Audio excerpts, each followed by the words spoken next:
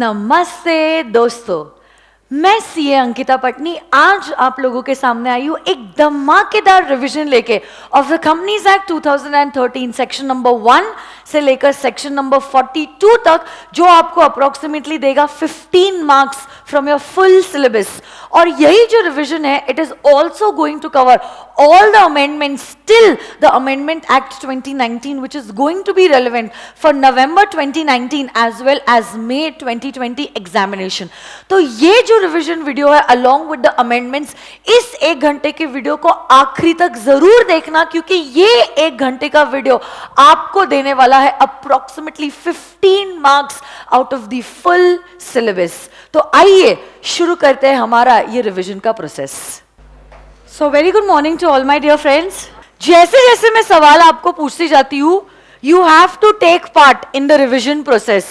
Always remember, this revision is for you, not for me. आप लोग क्या करोगे?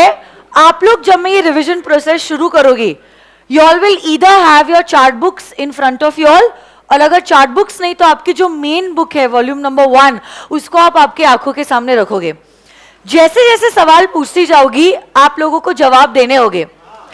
अगर आपको लगता है कि कोई जवाब आपको नहीं आ रहा है या कोई जवाब आपने गलत दिया है, तो ये सारे सेक्शंस जो है आपको टेक्स्ट बुक में मार्क करने होंगे, ताकि जब आप घर पे प्रेपरेटली लीव के दौरान पढ़ाई करोगे, यू एग्जैक्टली नो कौन से सेक्शंस पे ज्यादा फोकस करनी है और कौन से सेक्शंस को फास्ट ट्रैक मैनर में हमें आगे बढ़ना है, कि कौन से सेक्शन को फास्ट ट्रैक मैनर में रिवाइज करके हमें आगे बढ़ना है। So are you all ready guys? चलो पहला सवाल, जो सबसे इजीएस्ट सवाल है, आवाज थोड़ी सी बढ़ाना। Tell me what are the features of a company. Company कैसी होनी चाहिए? बोलो। Top class. टी स्वर, ओ स्वर, ओनरशिप अलग, मैनेजमेंट अलग। पी स्वर, परपेचुअल सक्सेस। सी स्वर, L स्वर, A स्वर, S for share capital, S for separate. Company form of organization, is it an artificial person or a fictitious person? So does it exist in the eyes of law? जहां कानून ने इस company को बनाया है, सिर्फ और सिर्फ क्या कानून ही उसे मिटा सकता है? कंपनी फॉर्म ऑफ ऑर्गेनाइजेशन में आज के जमाने में कॉमन सील मैंडेटरी है या ऑप्शनल है? तो अगर कॉमन सील है क्या बात है, बट अगर ना भी है तो भी क्या चल जाएगा? लाइबिलिटी किसकी लिमिटेड है? So it is a liability of the members that is limited. Company के shares are they transferable in nature? तो अगर पब्लिक कंपनी है फ्रीली ट्रांसफरेबल, और प्राइवेट कंपनी है तो ट्रांसफरेबल है विद सर्टेन रिस्ट्रिक्शंस। कंपनी अलग, कंपनी अलग, मेंबर्स अलग, है ना? क्या कंपनी का होता है परपेचुअल सक्सेस, तो मेंबर्स आएंगे, मेंबर्स जाए, बट कंपनी जैसी है वैसी की वैसी ही रहेगी, जन्मों जन्मों तक, युगों युगों तक कंपनी का एग्जिस्टेंस चलता रहेगा, है ना? अगला पॉइंट आप लोग मुझे बताओगे, on the basis of membership, membership के बेसिस पे companies are divided into 2 types. Can you tell me these 2 types? बोलो। Public company and private. What do you mean by a public company? Come on, tell me. A public company is a company which is not a private company or is a subsidiary of a public company. तो public company क्या है, ये जानने के लिए पहले आपको जानना पड़ेगा कि प्राइवेट कंपनी क्या होती है। तो मुझे बताओ, प्राइवेट कंपनी कौन सी कंपनी होती है जिसके आर्टिकल्स में लिखा है L R? L is for limitation on the number of member. R is for restriction on the transferability of the shares, and P is for prohibition on making an invitation to the public.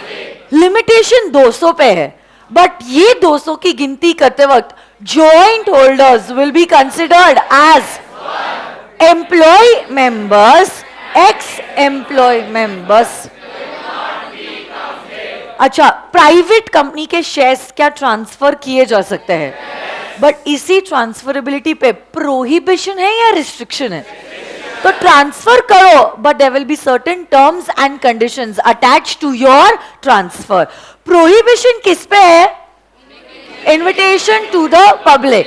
Public के पास private company नहीं जा सकती, but private company आज के जमाने में भी क्या प्राइवेट प्लेसमेंट कर सकती है? So what is prohibited is for going to the public, but we can always make a special offer. Yes और नो गाइज? यस. तो जो कंपनी प्राइवेट नहीं है वो पब्लिक है, मतलब पब्लिक कंपनी में क्या कोई लिमिटेशन है on the number of members? Public company के शेयर्स क्या फ्रीली ट्रांसफरेबल है? और पब्लिक कंपनी क्या पब्लिक के पास जा सकते हैं? प्राइवेट और पब्लिक में आप लोग मुझे बताओगे मिनिमम नंबर ऑफ मेंबर्स 2, यहां पे मैक्सिमम नंबर ऑफ मेंबर्स 200, यहां पे unlimited. Minimum number of directors, minimum number of directors. और पब्लिक कंपनी 3. यहां पे शेयर्स ट्रांसफरेबल विथ रिस्ट्रिक्शन, यहां पे शेयर्स आर फ्रीली ट्रांसफर. यहां पे पब्लिक के पास नहीं जा सकते, यहां पे आप पब्लिक के पास जा सकते. Next, OPC 1%. सेक्शन नंबर बता सकते हो क्या? Section number 2 clause 62. 1% company means a company which has only 1 person as a member, उसी को कहते हैं सोल मेंबर. तो मुझे बताओ minimum number of members OPC में, maximum, minimum number of directors, maximum number of director. क्या नॉमिनेशन करना कंपल्सरी है? Minimum nominee, maximum nominee. In order to become the sole member or the nominee, you have to fulfill 4 conditions. कौन से ये 4 conditions बोलो? Natural person, Indian citizen, resident of India, and you should be a major. कब माना जाएगा that you are a resident in India? When you have stayed in India for not less than 182 days in the immediately preceding one. Very good. उसके बाद मुझे बताओ OPC के case में अगर आपकी ओपीसी का paid up share capital exceeds 50 lakhs, याद है आपको, और द टर्नओवर एक्सीड्स, क्या आपकी कंपनी को कंपल्सरीली कन्वर्ट करना होगा इनटू ईदर अ प्राइवेट और a public company? Yes. But voluntarily अगर आप कन्वर्ट करना चाहते हो, this can happen only after the expiry of 2. उसी के साथ साथ हमने देखा था स्मॉल कंपनी डेफिनेशन कौन से सेक्शन में बताओ? Section number 2 clause 80. A small company is a company other than a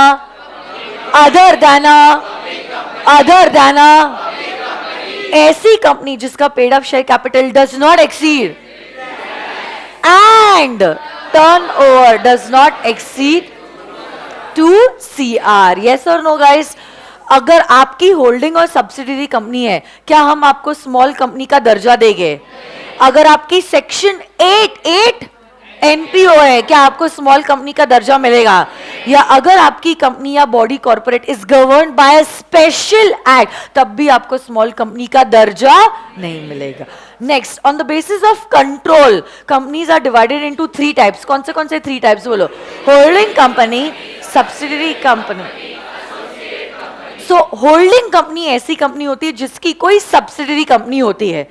subsidiary का रिलेशनशिप किन वेज से बन सकता है? पहली बात तो 3 वेज से बन सकता है. पहला way, you control the composition of the board of direct. फिर you have more than 1/2 of the total and you all are chain subsidiaries. तो सब्सिडरी की सब्सिडरी क्या हमारी भी सब्सिडरी कहलाएगी? अगला पॉइंट, एसोसिएट कंपनी मतलब ऐसी कंपनी होती है जिसमें आपका होता है सिग्निफिकेंट इन्फ्लुएंस. सिग्निफिकेंट इन्फ्लुएंस मतलब you hold at least of the total voting And an associate company also includes a joint venture company. Section number 2 clause 6 is talking about associate company. अच्छा, private company मैंने आपको पूछा ही नहीं, private company का section number आपने बोला ही नहीं. 2 clause 68 public company, 2 clause 7 OPC, 2 clause 62 small company, 2 clause 8 associate company, 2 clause holding company, 2 clause 46 and subsidiary is 2 clause 87. क्या बात है. On the basis of liability companies are divided into 3 types. कौन से 3 types बोलो? Limited by shares, limited by guarantee, unlimited. अगर आपकी company है a company limited by shares, the liability of the members is limited up to the extent of बोलो unpaid share cap. क्या ये unpaid share capital life time में बुलाया जा सकता है? क्या ये बुलाया जा सकता है even during the winding up? Once your shares are fully paid up shares, क्या आपकी liability extinguish हो जाती है? अब चाह कर भी जो हमारी कंपनी है आपसे पैसे नहीं मांग सकती. अगर आपकी कंपनी गारंटी कंपनी है, the liability of the members is limited up to what extent? Guaranteed amount. अब आपको पता है guaranteed amount कहाँ लिखा होता है? Memorandum of. इनफैक्ट बताओ मेमोरेंडम का कौन सा क्लॉज, मेमोरेंडम के कौन से क्लॉज में लिखा होगा कि लायबिलिटी कौन से हद तक लिमिटेड है? Liability clause. उसके बाद ये गारंटीड अमाउंट कब बुलाया जा सकता है? Only during the lifetime में ये पैसे बुलाए नहीं. और अनलिमिटेड कंपनी में the members are liable to pay the amount up to the extent of shortfall of assets to repay the.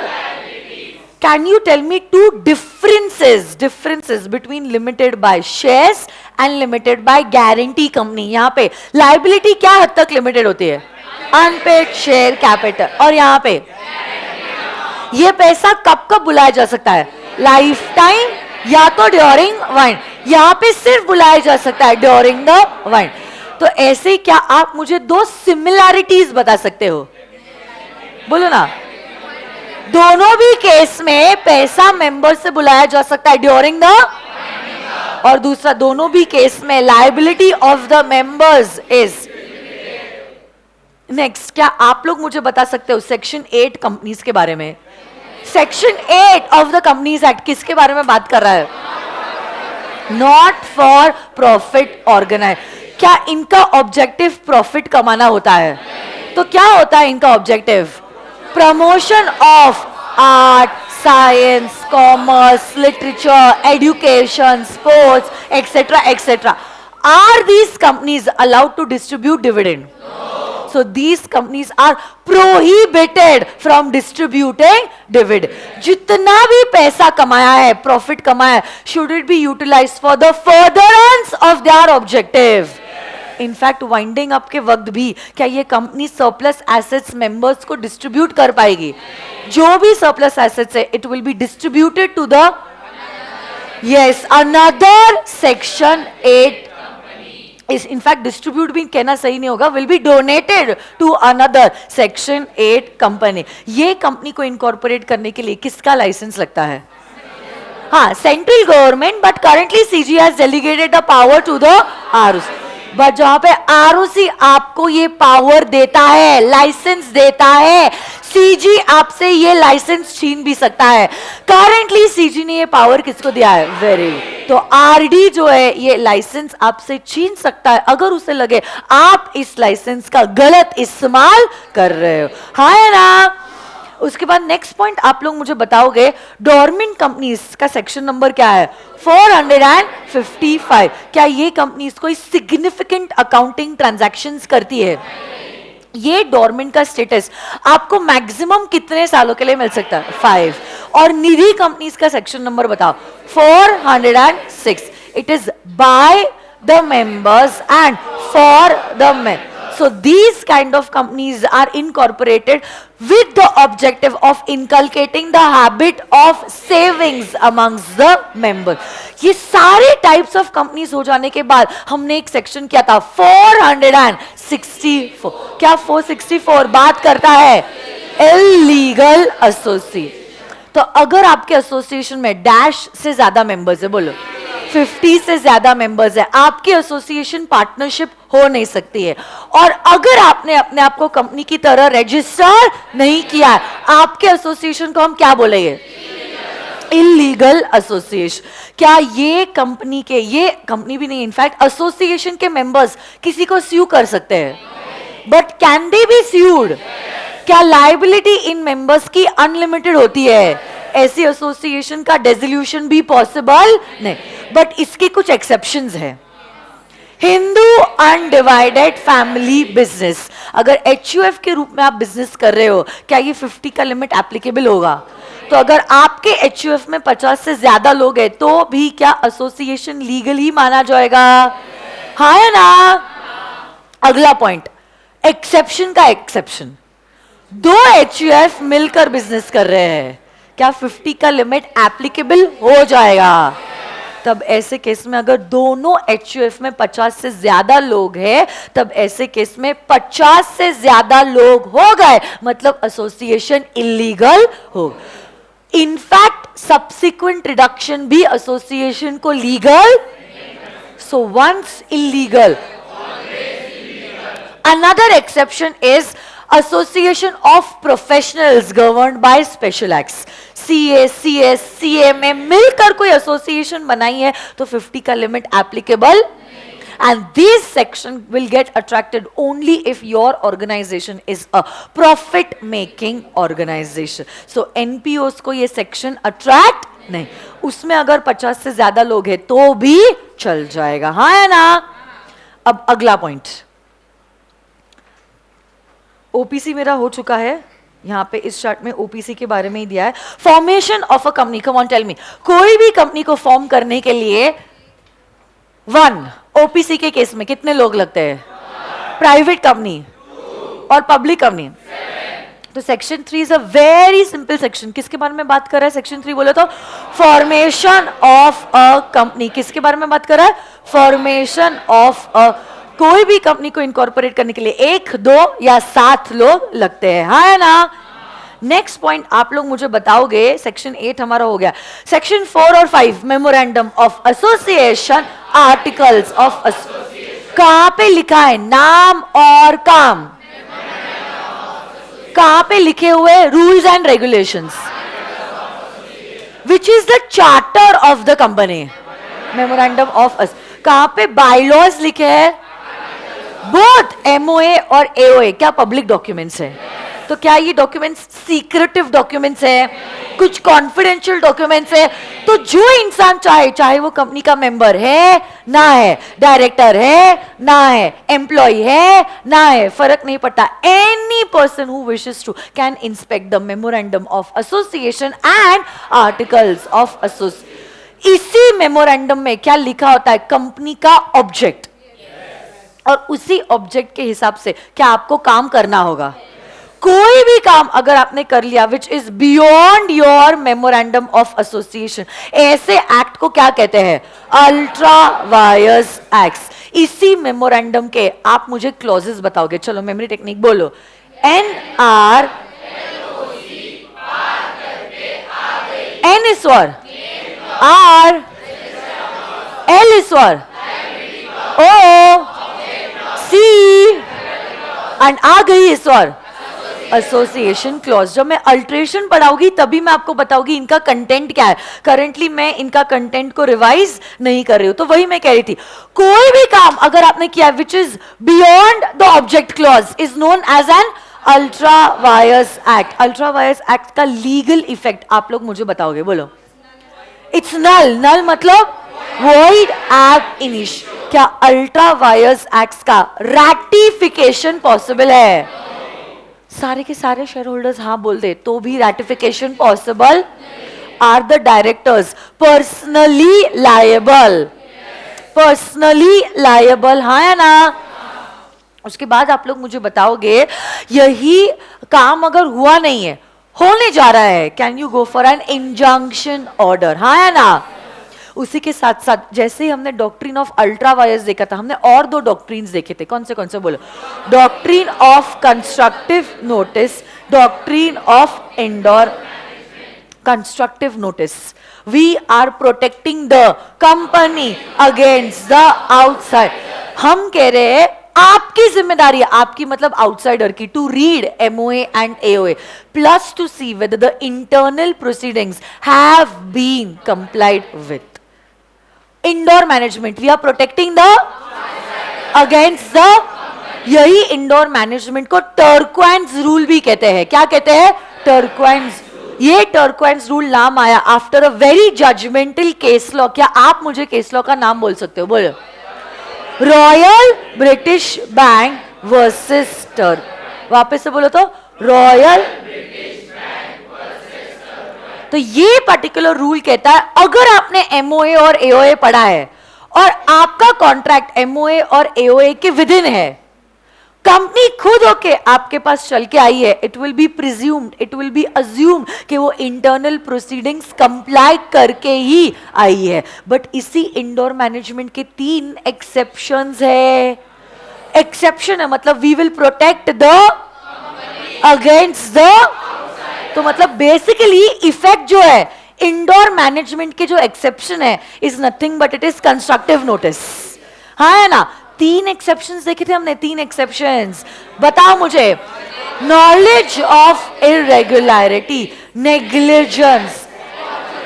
याद कीजिए, नॉलेज ऑफ इरेगुलरिटी, वो डायरेक्टर ने ही लोन दे दिया 3500 का, जब आर्टिकल्स में अथॉरिटी थी सिर्फ 1000 की। याद है या नहीं? केस लॉ का नाम हार्वर्ड, याद है? Patent Ivory manufacturing company limited. Negligence याद कीजिए, आनंद बिहारी लाल को। हाँ है ना? और उसके बाद फॉर्जरी, रूबेन का केस लॉ। कंपनी सेक्रेटरी ने 2 डायरेक्टर्स की सिग्नेचर फोर्ज कर दी। Forgery is a case of absence of consent, no consent, no consent. Very good. Next चलो मुझे बताओ, section number 6 of the companies act 2013 वो क्या कहता है? Act will override memorandum and articles of association. वो ट्रायंगल को याद कीजिए, क्या तुम्हें याद है? सबसे नीचे क्या है? उसके ऊपर और सबसे ऊपर। सो कंपनीज एक्ट के provision will override articles and MOA।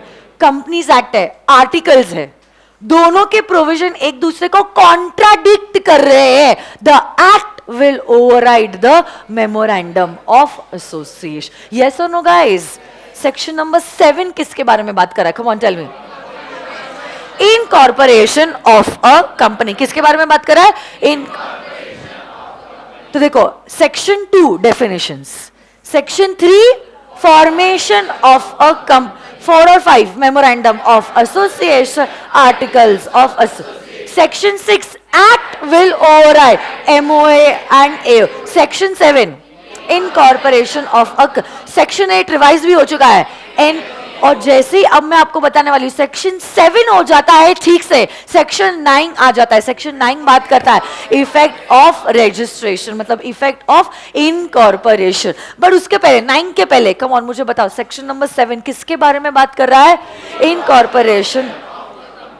सबसे पहली बात, क्या आप आपकी कंपनी का नाम रिजर्व करोगे? बट ये reservation of name is done through an application. नाम बताओ, राज मत बोलो, फुल फॉर्म बोलो। Reserve unique. कितने नाम प्रपोज कर सकते हो? ये 2 नाम जो आपने प्रपोज किए, yes, will be reserve for how many days? 20 days. अगर RBI या SEBI का अप्रूवल लगता है, क्या इन लोगों का अप्रूवल आप लोगे? एंड देन ROC को आप बहुत सारे डॉक्यूमेंट्स सबमिट करते हो। कौन से डॉक्यूमेंट्स? कमान बोलो। Memorandum of association, articles of association, particulars of first subscribers, particulars of first directors, consent of first directors, declaration and address of कर। 2 किस्म के declaration है। पहला declaration by the first subscribers और दूसरा declaration CA advocate and director of the company, ये सारी चीजें हो जाती है। क्या आपको मिल जाता है सर्टिफिकेट ऑफ इनकॉर्पोरेशन। उसी सर्टिफिकेट ऑफ इनकॉर्पोरेशन में क्या लिखा होता है, कंपनी का सिन, हाँ या ना। CIN is how many digit number, 21 digit alphanumeric number, हाँ या ना। उसके बाद आप लोग मुझे बताओगे जो डेट लिखी है सर्टिफिकेट ऑफ इनकॉर्पोरेशन पे, क्या वही होगा वो दिन जिस दिन कंपनी पैदा हुई है, हाँ या ना। Effect of registration is section number 9। तो मुझे बताओ, जैसे ही सर्टिफिकेट ऑफ इनकॉर्पोरेशन मिल जाता है, क्या एक artificial person in the eyes of law born होता है। यही artificial person, is it separate from its members, is it separate from its directors, क्या इसी पर्सन का होता है परपेचुअल सक्सेस, हाँ या ना। और अगर आप चाहो हो सकता है इसका common seal. This is section number 9। Section 10 बात करता है effect of MOA and effect of AO। दो टाइप का बाइंडिंग रिलेशनशिप होता है। बताओ कौन सा टाइप का binding relationship. Company is bound towards the members, members are bound towards the company and the outsider is not, अच्छा या तो हम कह सकते हैं company and members are not bound towards the outside. Section 10 के वजह से दो तरीके के रिलेशनशिप बाइंड होते हैं। कौन किसकी तरफ, वापस से आप लोग बोलो, आप लोग भूल रहे हो ये section. Company is bound towards the members, is bound towards the, and company and members are not bound towards the. याद कीजिए एली का केस लॉ, एली को हमने निकाला था on a ground other than misbehaviour. Stranger to a contract cannot sue upon it, privity of contract, हाँ या ना। सेक्शन 11 तो है नहीं, बट हाँ एक नया सेक्शन है जो एक्ट में इंट्रोड्यूस हुआ था, section number, very good, 10A। क्या आप लोग मुझे बता सकते हो सेक्शन नंबर 10A किसके बारे में बात कर रहा है। यस, कमेंसमेंट ऑफ बिजनेस के बारे में बात कर रहा है। तो बिजनेस कमेंस होने के पहले आपको दो चीजें करनी होती है, आपको याद है, बताओ कौन सी दो चीजें। देखो सेक्शन 10A, कोई भी कंपनी, इसके लिए मैंने एक स्टिक नोट भी आपको बनवाया था, एक छोटा सा चार्ट भी मैंने आपको लिखवाया था। कोई भी company which has been incorporated after what, 2 November 2011, ऐसी कंपनीज जो है उसको दो चीजें करनी होती है। क्या आप मुझे बता सकते हो कौन सी दो चीजें इन कंपनीज को करनी होती है। First, it has to file a verification to the ROC relating to its registered office. कुछ याद है या नहीं, क्या वेरिफिकेशन आप फाइल कर रहे हो, रजिस्टर्ड ऑफिस का वेरिफिकेशन। आपका रजिस्टर्ड ऑफिस कितने दिनों में हो जाना चाहिए।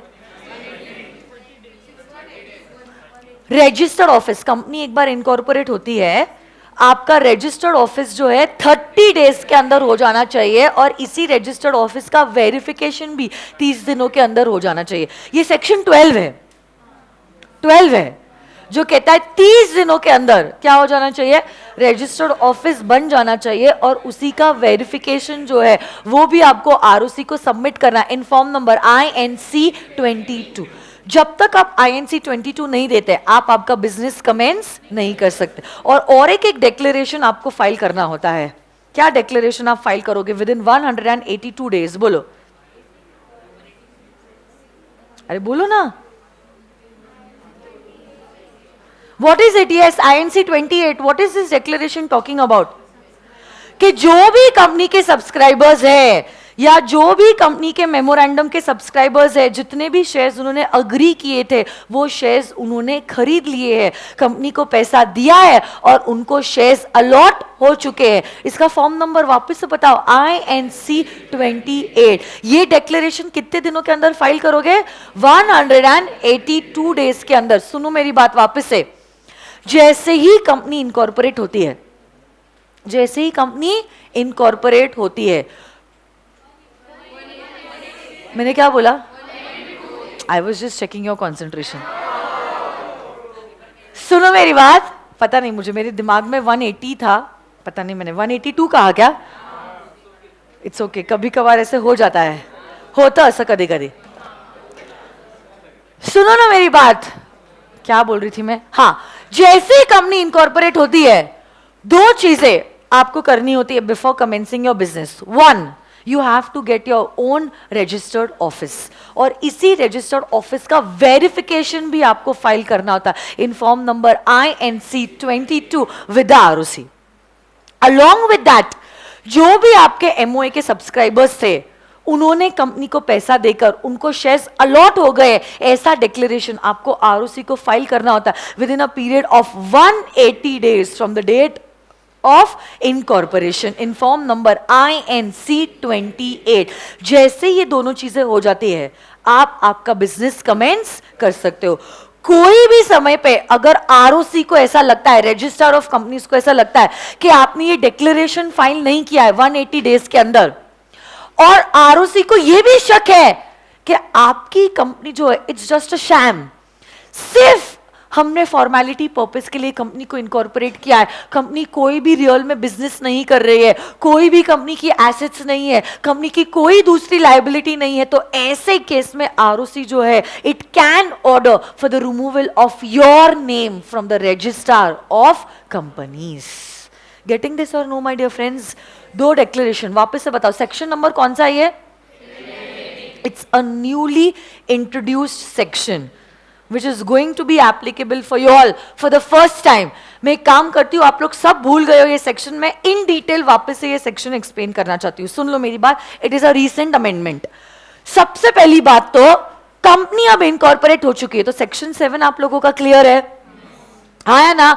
सेक्शन 7 से कंपनी इनकॉर्पोरेट तो हो चुकी है, बट अब रिसेंटली सेक्शन 10A ऐड हुआ है. सेक्शन 10A कहता है जब तक आप दो डिक्लेरेशन फाइल नहीं करते, आप आपके बिजनेस को कमेंस नहीं कर सकते. This rule has been introduced on the 2nd of November 2018. So कोई भी कंपनी, ये रूल जब आया, ये सेक्शन जब आया, it was introduced as a prospective section. तो इसके पहले अगर कोई कंपनी इनकॉर्पोरेट हुई है, ये सेक्शन और उसके रूल्स उनको एप्लीकेबल नहीं होंगे. अगर आपकी कंपनी 2 नवंबर 2018 के बाद इनकॉर्पोरेट हुई है, आपकी कंपनी इनकॉर्पोरेशन के बाद डायरेक्टली बिजनेस कमेंस नहीं कर सकती.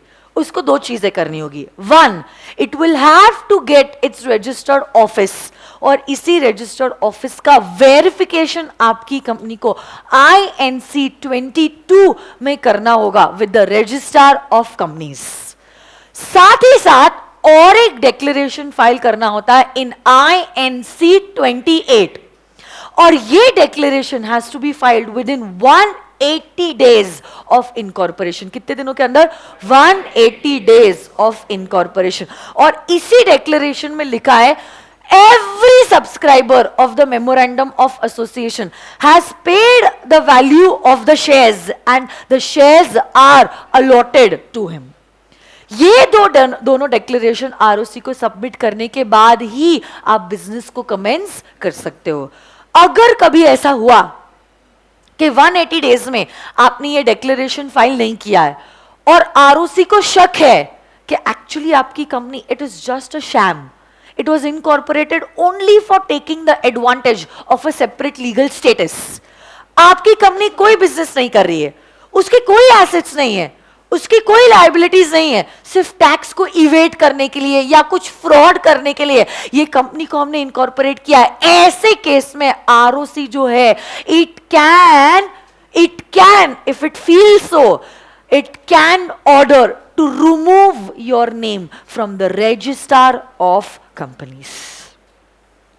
Very simple section, applicable only for companies incorporated after 2nd of November 2008. दो डिक्लेरेशन फाइल करो और बिजनेस को कमेंस करना शुरू कर दो.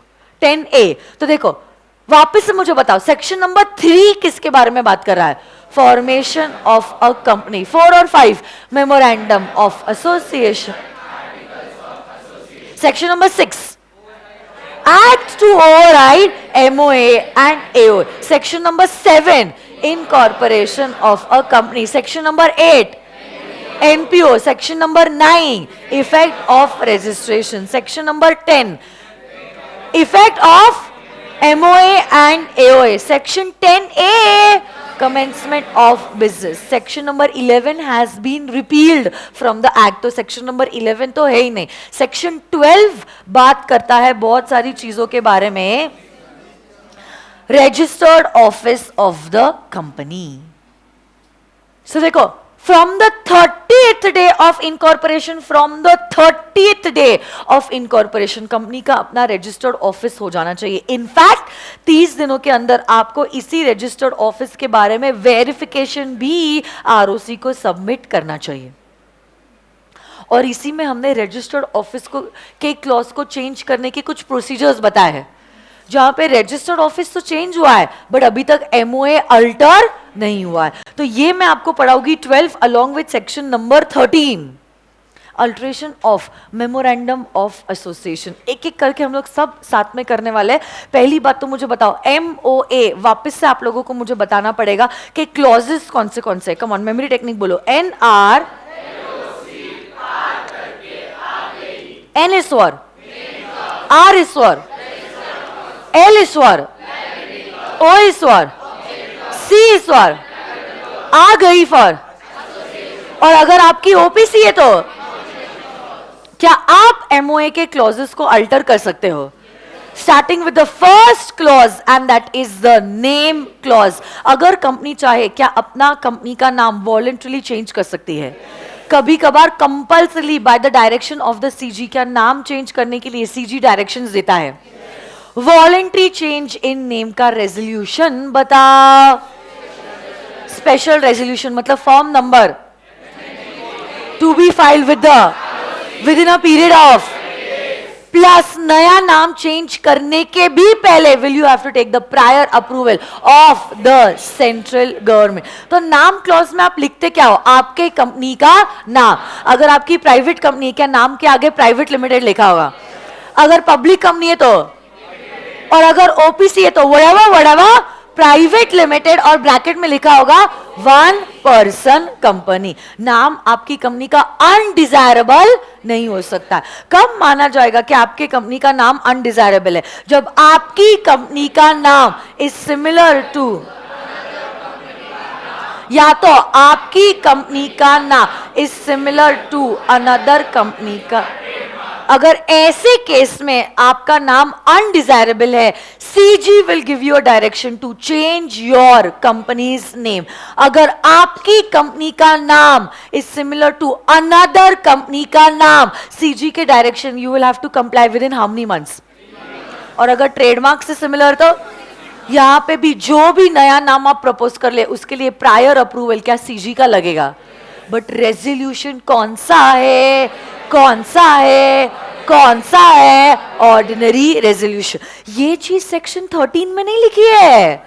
Section number 6, rectification of the name of the company. तो पहला क्लॉज हो गया एन. अब दूसरा है रजिस्टर्ड ऑफिस क्लॉज. 4 केसेस में आपका रजिस्टर्ड ऑफिस चेंज होता है. याद कीजिए, आपको याद है या नहीं? 1, you are changing your registered office within the same city, town or village. Case number 2, city के बाहर, state के within. 3rd, city के बाहर, state के अंदर ROC का jurisdiction change हुआ. और 4th case, outside the state. चारों केसेस में कौन सा है वो सिचुएशन जहां पे एमओए अल्टर हो रहा है? 4th, वहां पे आप कहां जा रहे हो? Outside the state. क्योंकि रजिस्टर्ड ऑफिस क्लॉज में आप क्या लिखते हो? Only the state of your registered office. हाँ है ना? पहला वाला case with in the local limits of the same city, town, village. कौन सा रेजोल्यूशन? क्या आपको शेयर होल्डर्स के पास जाने की जरूरत है? जब आप कैंप से एफसी रोड जा रहे हो, क्या शेयर होल्डर्स को बुलाने की जरूरत है? तो कौन से रेजोल्यूशन से चेंज हो जाएगा? क्या डायरेक्टर्स के पास पावर है to shift the registered office within the local limits?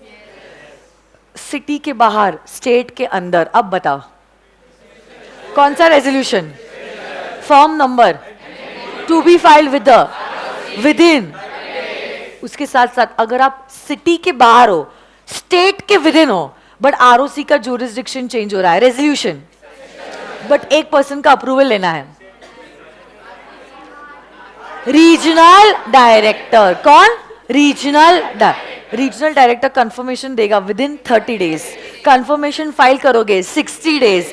Confirmation register होगा with in a period of 30 days. और एक लास्ट केस है जहां पे आप आउटसाइड द इसके लिए रेजोल्यूशन कौन सा है? तो form number to be filed with in, क्या सीजी का अप्रूवल लेना पड़ेगा? सीजी ने पावर डेलीगेट किया है टू द रीजनल डायरेक्टर. क्या क्रेडिटर का कंसेंट लेना पड़ेगा? तो क्रेडिटर कंसेंट ना दे, कन्विंस करो. कन्विंस ना होते हैं, सिक्योरिटी दो. सिक्योरिटी से ना माने, रीपे देम. यस और नो गाइस? अरे बोलो ना. अगली चीज आप लोग मुझे बताओगे. एनआर हो गया. एल को तो अल्टर कर ही नहीं सकते. क्या ना company alter its object clause? Resolution. Form number to be file within. Dissenting share holders को क्या एग्जिट का ऑप्शन देना पड़ेगा? हाँ है ना? क्या 2 न्यूज़पेपर में ये खबर छपवानी पड़ेगी? और एक इंग्लिश और एक वर्नाक्युलर लैंग्वेज न्यूज़पेपर. हाँ है ना? उसके बाद आप लोग मुझे बताओगे कैपिटल क्लॉज में क्या लिखा होता है? Authorise share. 5 केसेस में कैपिटल क्लॉज अल्टर हो सकता है जो बताया गया है सेक्शन नंबर 61 में. क्या आप ये 5 केसेस बता सकते हो? Increase in authorise share capital, cancellation of the authorise share capital, consolidation, subdivision, conversion of share into stock into. वापस से बताओ 61 5 केसेस कौन से बात कर रहा है?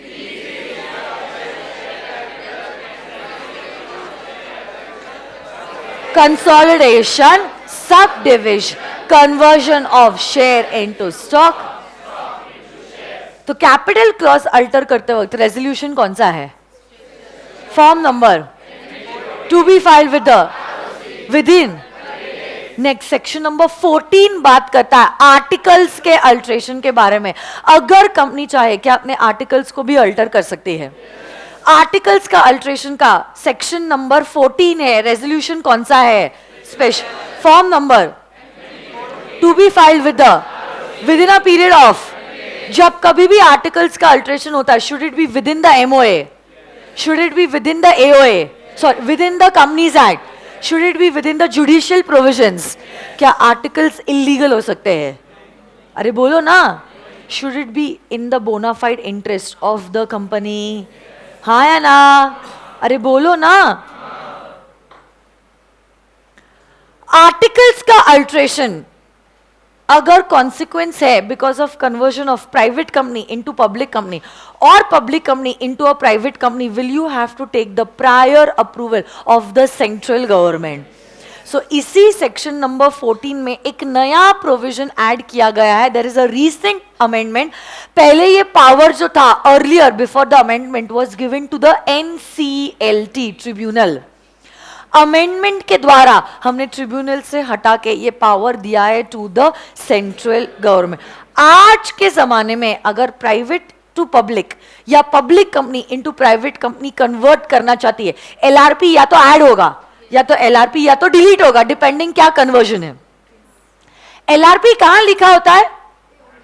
Articles of association. तो जब कभी भी कंपनी प्राइवेट टू पब्लिक या public to private company convert होती है, क्या एओए अल्टर होता है? ये अल्ट्रेशन पॉसिबल है only after taking the prior approval of the central. हाँ या ना? यस. फिर 15 और 17 बहुत इजी है. 16 तो हमारा हो गया compulsory name change, rectification of name. 15 बात करता है जैसे ही एमओए या एओए अल्टर होता है हर कोई कॉपी की आपको अपडेट करनी होगी. 17 बताता है कोई भी मेंबर ने अगर कंपनी को एमओए या एओए की कॉपी रिक्वेस्ट की है, ये कॉपी कंपनी को उसे देनी पड़ेगी within a period of. और अगर 7 डेज के अंदर नहीं दी, company and every officer in default will be liable for a penalty of ₹1000 per day of default. और ये तब तक चलता रहेगा जब तक फाइन जो है, पेनल्टी जो है ₹1,00,000 नहीं हो जाता. कन्वर्जन ऑफ कंपनीज, अगर कंपनी चाहे क्या अपना टाइप कन्वर्ट कर सकती है, कन्वर्जन के टाइप के लिए क्या रेजोल्यूशन एसआर लगेगा, और अगर आपका conversion public to private company है, एलआरपी ऐड करना है, तो उसके लिए सीजी का प्रायर अप्रूवल लगता है, हाँ या ना? क्या सब्सिडरी कंपनी होल्डिंग के शेयर्स खरीद सकती है? क्या सब्सिडरी कंपनी होल्डिंग कंपनी के शेयर्स खरीद सकती है? बट इसके 3 एक्सेप्शन है. 1, the company is holding the shares as a legal representative of a deceased member of the holding company, और you are holding the shares as a trust. या तो subsidiary company ने holding company के shares लिए थे before they became holding and subsidiary, हाँ या ना? सर्विस ऑफ डॉक्यूमेंट्स, याद कीजिए मैंने ये आपको होमवर्क दिया था. अगर कंपनी आरओसी को या मेंबर्स को कुछ कम्युनिकेट करना चाहती है, या आरओसी कंपनी को कुछ कम्युनिकेट करना चाहता है, तो आपके पास बहुत सारे जरिए हैं. Registered post, speed post, courier, electronic mode. अगर कोई मेंबर ने कोई स्पेसिफिक मोड के लिए अप्लाई किया है, तो उसका खर्चा उसी मेंबर को कंपनी को देना पड़ेगा. ये भी बहुत इजी है. 21, ऑथेंटिकेशन. कौन करता है कंपनी के डॉक्यूमेंट्स को ऑथेंटिकेट? 1, अ की मैनेजर पर्सन. और अमेंडमेंट के द्वारा हमने ये ऐड किया है, एनी ऑफिसर और employ of the company authorised by the board of directors. ये ठीक है, कॉमन सील का इतना इंपॉर्टेंट नहीं है सेक्शन, रिवाइज नहीं करिए. आ जाओ to the last chapter for today session, जिसका रिवीजन हम करने वाले, फिर करेंगे past examination papers, and that is chapter number 3, prospectus. चलो मुझे बताओ, क्या पब्लिक कंपनी पब्लिक के पास जा सकती है? पब्लिक कंपनी अगर पब्लिक के पास जा रही है, क्या देना पड़ेगा? एक प्रोस्पेक्टस. क्या ना public company go for a private placement? क्या ना public company issue bonus shares, right issue? जब मैं कह रही हूं पब्लिक कंपनी पब्लिक के पास जा रही है, वो 3 तरीके से जा सकती है. कौन से 3 तरीके बोलो? IPO, FPO. Can a private company go to the public? Can a private company go to the public? But can a private company go for a private placement? Can a private company go for a right issue, bonus issue? Next point आप लोग मुझे बताओगे, और ये point रहेगा, क्या रहेगा ये point? Definition of prospectus. Section number बताओगे? Section number 2, clause 70. Any document can be regarded as a, if it is inviting offers from for the purchase of its securities. Yes or no, guys? देखो 3 तरीके की information prospectus में रहती है. General information, financial information and statutory information. Amendment के द्वारा हमने कहा है इनके अलावा सेबी जो है सीजी के कंसल्टेशन पे ऐसी कुछ इंफॉर्मेशन भी प्रोस्पेक्टस में लिखने के लिए कह सकता है which is relating to the financial information of the company. अभी तक सेबी का कोई भी नोटिफिकेशन नहीं आया है, बट इसी अमेंडमेंट के द्वारा हमने सेबी को पावर दिया है कि अगर सेबी चाहे सीजी के कंसल्टेशन के साथ साथ ऐसे फाइनेंशियल इंफॉर्मेशन प्रोस्पेक्टस में पब्लिश करने के लिए कह सकती है जो उसे सही लगे. अगर अमेंडमेंट के द्वारा हमने ये चीज इंट्रोड्यूस की है, मतलब कुछ समय बाद ये नोटिफिकेशन आएगा और सेबी अपना पावर इस्तेमाल करेगा. करंटली सेबी ने अपना ये पावर इस्तेमाल नहीं किया है, तो कोई भी ऐसी चीज सेबी ने नहीं कही है जो आपको प्रोस्पेक्टस के साथ अटैच करनी है. तो करेंटली तो आप वही चीजें लिखोगे जो कंपनीज एक्ट कहता है. बट अगर सेबी चाहे सीजी के कंसल्टेशन के साथ साथ ऐसे कुछ फाइनेंशियल इंफॉर्मेशन की रिपोर्ट्स बनाने आपको कह सकता है, जो रिपोर्ट्स आपको प्रोस्पेक्टस के साथ अटैच करना मैंडेटरी हो जाएगा. हाँ या ना? राइट इशू के वक्त क्या आपको प्रोस्पेक्टस बनाने की जरूरत होती है? अगर आपकी कंपनी पब्लिक ऑफर के लिए जा रही है आज के जमाने में, ये पब्लिक ऑफर के द्वारा जो भी सिक्योरिटीज आपने इशू किए, क्या आपको कंपल्सरी डीमटेरियलाइज्ड फॉर्मेट में इशू करनी होगी?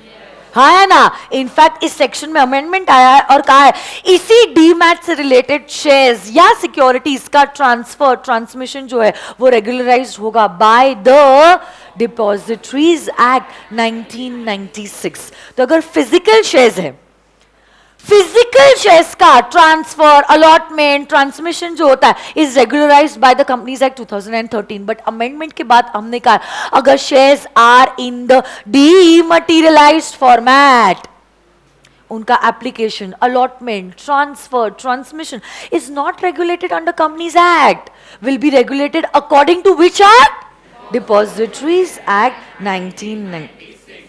प्रोस्पेक्टस के types, come on tell me. सबसे पहले डीम्ड प्रोस्पेक्टस, सेक्शन नंबर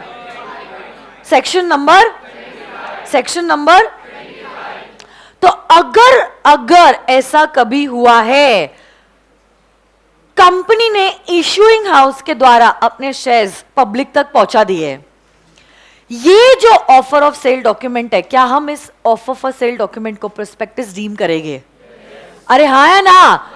इसी ऑफर ऑफ सेल डॉक्यूमेंट को प्रोस्पेक्टस डीम किया जाएगा under 2 cases. Which 2 cases? Come on tell मी.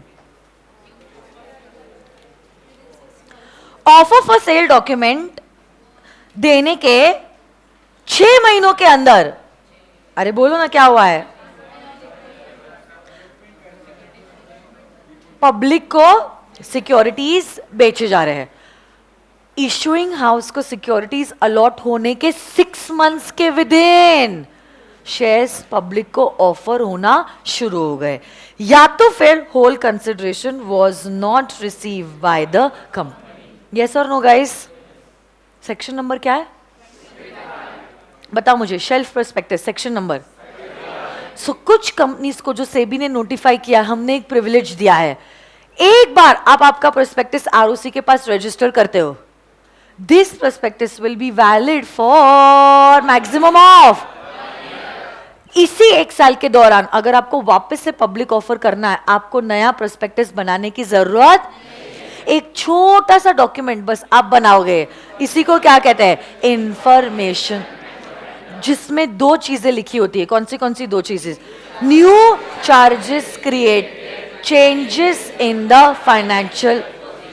इसी इंफॉर्मेशन मेमोरेंडम को आप पुराने प्रोस्पेक्टस के साथ पब्लिक को दोगे, which will be considered as our prospectus during this public offer. Yes और नो गाइस? तो मुझे बताओ इस इंफॉर्मेशन मेमोरेंडम में कौन सी 2 चीजें लिखी होती है? New charges create, changes in the financial position. क्या ये सेक्शन नंबर बता सकते हो? कौन सा है? Shelf prospectus 30. तो 32 किसके बारे में बात कर रहा है? Red herring. इस रेड हेरिंग प्रोस्पेक्टस में 2 चीजें मिसिंग होती है. कौन सी 2 चीजें? क्वांटम, यही हम डिक्लेयर करेंगे through the book building process, और यही क्वांटम एंड प्राइस लिखा जाएगा इन द इंफॉर्मेशन मेमो. हाँ या ना? प्रोस्पेक्टस है, बहुत सारे मटेरियल फैक्ट है, मटेरियल फैक्ट मिसस्टेट हुआ है, can you take an action against the company? Company के अगेंस्ट अगर एक्शन लिया, आपको 2 रेमेडीज मिलेंगे. बोलो. रिसाइन द कॉन्ट्रैक्ट, और अगर आपने प्रमोटर, डायरेक्टर या एक्सपर्ट को स्यू किया, they will be liable either civilly और क्रिमिनल. सिविल 34 है और सॉरी क्रिमिनल 34 है और सिविल. अगर आपने सिविल केस फाइल किया है, आपको क्या मिलेगा? कॉम्पनसेशन. बट क्रिमिनल केस अगर फाइल किया है, they will be punishable under 446. Can they be sent to jail? Can they also be liable for a fine? हाँ या ना? बट अगर ये बंदा प्रूफ करने में सिद्ध हो गया कि मैंने अपना कंसेंट विड्रॉ किया था बिफोर द इशू, और I withdrew the consent after issue by a public notice before allotment, he will not be held guilty. हाँ है ना? या तो if you are able to prove that the statement was immaterial, you will not be held guilty. हाँ या ना? बोलो. आप लोग मुझे बताओगे, क्या बताओगे आप लोग कि 1 मिनट, अंडरराइटिंग कमीशन. अच्छा पहले ये बता दो, चलो ये स्लाइड पहले आई है. हर कोई प्रोस्पेक्टस पब्लिक को इशू होने के पहले क्या आरओसी के पास रजिस्टर करना कंपलसरी है? यही प्रोस्पेक्टस रजिस्ट्रेशन के कितने दिनों के अंदर पब्लिक के पास इशू हो जाना चाहिए? जैसे ही पब्लिक को इशू किया, क्या आपको मिनिमम सब्सक्रिप्शन लाना जरूरी है? This minimum subscription you will have to get within 30 दिनों के अंदर अगर मिनिमम सब्सक्रिप्शन नहीं मिला, जितना पैसा मिला है पूरा का पूरा पैसा क्या आपको रिफंड करना पड़ेगा within a period of 15 days के अंदर। अगर रिफंड नहीं किया, directors will be that to pay interest at the rate of, ये ना हो इसलिए हम लोग अंडरराइटिंग करते हैं। अंडरराइटर क्या कमीशन मांगेगा? Maximum underwriting commission on shares 5% of, on debentures of, क्या आर्टिकल्स लोअर नंबर लिख सकते हैं? Can you give underwriting commission in kind, cash, out of past profit, out of the proceeds of this issue? अच्छा, अगर private company चाहे, in fact अगर public company भी चाहे, कैन अ प्राइवेट और a public company go for a private placement? अगर companies private placement के लिए जा रहे हैं तो आप लोग मुझे बताओगे प्राइवेट प्लेसमेंट करते वक्त वो लोग कौन सा डॉक्यूमेंट देते हैं? PPOL, फुल फॉर्म बोलो। Private placement. प्राइवेट प्लेसमेंट कितने ज्यादा लोगों को दिया जा सकता है? मैक्सिमम। बट ये 200 की गिनती में आप एम्प्लॉइज को और QIBs को काउंट। प्राइवेट प्लेसमेंट करने के पहले रेजोल्यूशन कौन सा पास किया जाएगा? Special resolution. Private placement offer letter का फॉर्म नंबर बताओ। PAS। नेक्स्ट पॉइंट आप लोग मुझे बताओगे, जब कभी भी कंपनी प्राइवेट प्लेसमेंट करती है, can it make publicity of its private placement?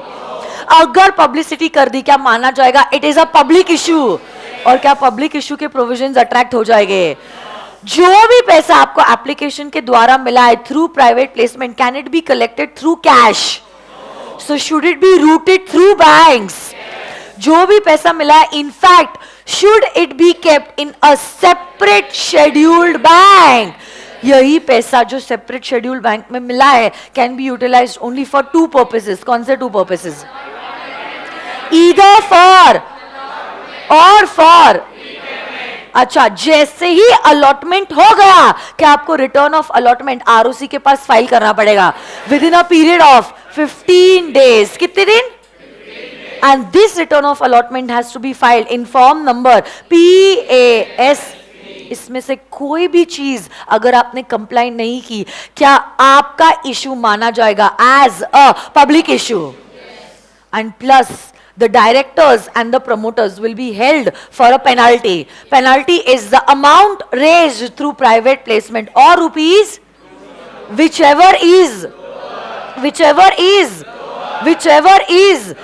साथ ही साथ प्राइवेट प्लेसमेंट ऑफर लेटर जब कभी भी आपने दिया है, allotment will be done within a period of 60 days.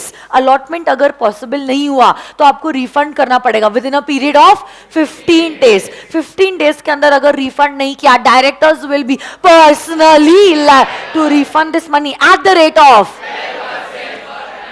and along with interest 12% per annum from the हाँ या ना? सो दिस सेक्शन नंबर बताओ प्राइवेट प्लेसमेंट का, सेक्शन नंबर 42। यस और नो गाइज? यस। एक बार आप क्या करो, जोरदार तालियां अपने लिए। चलो, आज बहुत ज्यादा खुश हुई हूं मैं, बहुत अच्छे से आपने सवालों के जवाब दिए हैं, रिवीजन प्रोसेस लिया है। I am so proud of you all. तो ये था हमारा रिवीजन कंपनीज एक्ट 2013 का सेक्शन 1 से लेकर section number 42 along with the latest amendments.